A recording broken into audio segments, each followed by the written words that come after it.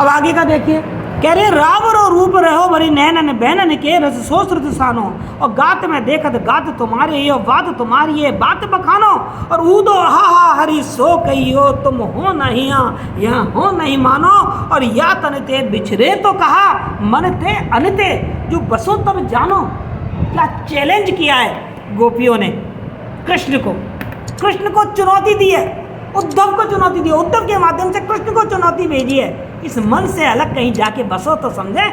मथुरा जाके बस गए, कौन सी बड़ी बात करी, हमारे मन से निकल कर दिखाओ तो जाने के तुम कृष्ण हो, तो जानो तुम कृष्ण के मित्र उद्धव हो। हमारे मन से तो कोई नहीं निकाल सकता, ब्रज से निकल कर चले गए, पर हमारे मन से कोई तुमको निकाल नहीं सकता। ये प्रेम का चैलेंज है, इसे कहते हैं प्यार, इसे कहते हैं एक निष्ठ प्रेम, निष्ठता, सिर्फ एक के प्रति प्रेम का समर्पण।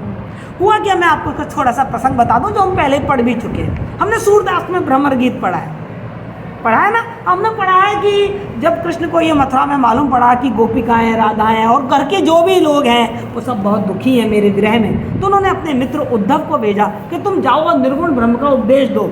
याद आ रहा है, कूदो मन नाही 10-20 पढ़ा है आपने।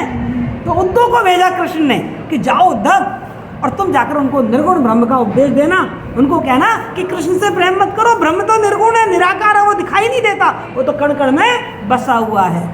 तुम जाके उनको ये उपदेश देकर और मेरे प्रति उनकी थोड़ी विरक्ति करो और निर्गुण ब्रह्म की पूजा के लिए उनको उपदेश दो। लेकिन सखियों ने क्या कहा, निर्गुण कौन ब्रह्म का वासी, हम तो नहीं जानते तेरा निर्गुण कौन देश का वासी है। तो सखियों ने उस निर्गुण ब्रह्म की उपासना को सिरे से खारिज कर दिया। उन्होंने कह दिया कि तुम्हारा ब्रह्म तो हमको कड़वी ककड़ी जैसा लगता है। पढ़ा है ना आपने, हमारे हरि हारिल की लकड़ी, हमारे कृष्ण तो हारिल की लकड़ी है जो हमसे छूट नहीं सकते। वही भाव यहाँ पर देव ने स्थापित किया है।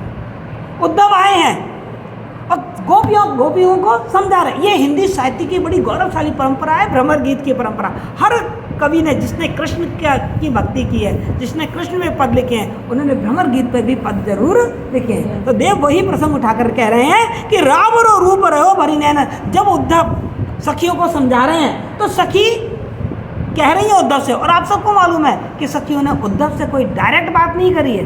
उन्होंने बीच में एक भंवरा घूम रहा था वहाँ पर, उस भंवरे को लक्ष्य बनाकर अपनी मन की सारी बात कही है। तो रावरो रूप रहो भरी नैनन बेनन के रस सोत्रसानो, हमारी आंखों में तो केवल एक ही रूप बसा हुआ है। किसका? रावरो, तुम्हारा कौन है यहाँ पर? कृष्ण।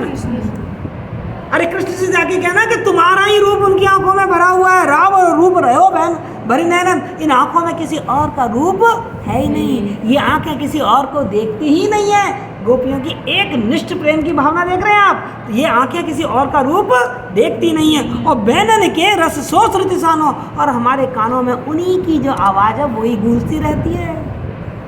उन्हीं की मीठी मीठी आवाज़, हमारे श्रुति माने कान, हमारे कानों में उन्हीं की मीठी आवाज़ रसी हुई है, बसी हुई है। किसी और की आवाज़ तो हम सुनते भी नहीं है। तुम भी बोल रहे हो ना, तो तुमको भी हम सुन नहीं रहे, क्योंकि हमारे आवाज़ में तो कृष्ण की मीठी वाणी ही गूंजती रहती है कानों में। और गात में देखत गात तुम्हारे ही, और जितने भी हमें ये लोग दिखाई देते हैं ना, हमें वो लोग नहीं, हर लोग में, हर व्यक्ति में हमें कृष्ण ही दिखाई देता है। अरे हमारा कृष्ण तो खुद ही सर्वव्यापी है, हमें हर कण कण में कौन दिखाई देता है? कृष्ण दिखाई देता है। तो गात मानी शरीर, जितने भी ये शरीरधारी लोग दिखाई दे रहे हैं ना, इन सब के शरीरों में हमें कृष्ण ही दिखाई दे रहा है। और बात तुम्हारी है, बात बखानो, और जो तुम बात कह रहे हैं ना, तो हम अपनी बातों में भी केवल कृष्ण की बात करते हैं, हम कृष्ण के अलावा किसी और की बात करते ही नहीं है। ऊदो हा हरि सो कहियो, हे ऊदो तू क्या संदेश देने आया है? तू हमारा संदेश कृष्ण को जाके कहना, हम तुझे संदेश दे रही हैं, और तुम जाकर हमारे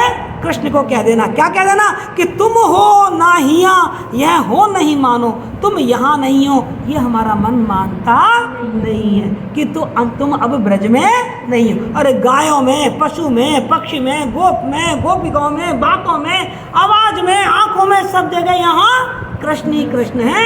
हम इस बात को मानने के लिए तैयार ही नहीं है कि कृष्ण हमारे ब्रज में नहीं है। या तन ते बिछरे तो कहा, और उनको जाके एक चुनौती दे देना कि तुम हमारे तन से दूर हो गए हो, मन ते अनुते जब बसो तब जानो। इस मन से अनत इस मन के अलावा कहीं और जाके बस जाओ, किसी और मन में तुम बस जाओ, किसी और दिल के तुम हीरो बन जाओ, तो हम जाने करके दिखाओ ये काम, किसी और के मन में बस के दिखाओ।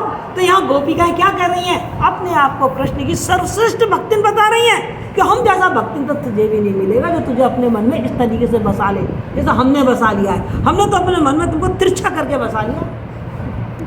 जैसे किसी बोतल में कोई लकड़ी पड़ जाए और तिरछी हो जाए, निकल सकती है क्या? तो हमने तो मन में तुमको तिरछा करके बसा लिया। हमारे मन में से निकल के बताओ, कहीं और बस के दिखाओ। ब्रज की तो गली गली में, कुंज कुंज में, पेड़ में, पशु में, पक्षी में, हर इंसान में, हर आवाज में कृष्ण ही कृष्ण बसे हुए हैं। क्लियर? समझ आया? कोई दिक्कत?